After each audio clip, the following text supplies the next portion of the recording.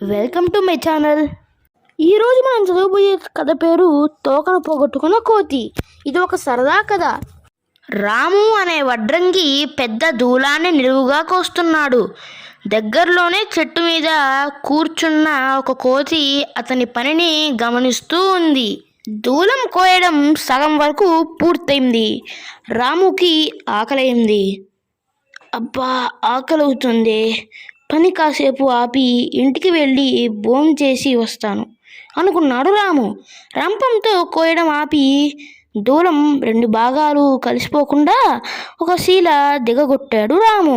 రాము ఇంటికి వెళ్ళగానే కోతి చెట్టు మీద నుంచి దిగి వచ్చింది.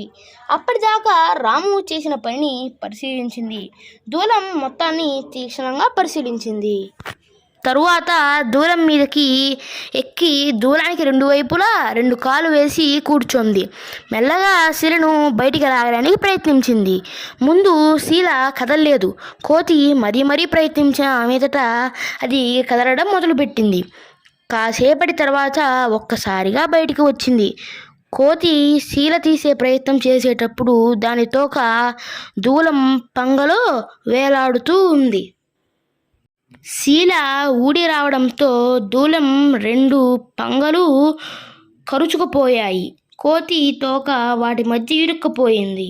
ఓ నా తోక, నా తోక అంటూ బాధతో కేకలు వేసింది కోతి. తోకను బయటికి లాగడానికి అది ఎంత ప్రయత్నించినా ప్రయోజనం లేకపోయింది. దూలం మీద కాళ్ళు పెట్టి బలమంతా ఉపయోగించి పైకి ఎగిరింది కోతి. దాని తోక తెగిపోయింది. దానికి సిగ్గు వేసింది. కానీ ఏం చేయగలదు? తోక లేకుండానే విచారంతో ఇంటికి వెళ్ళింది. Boy friends.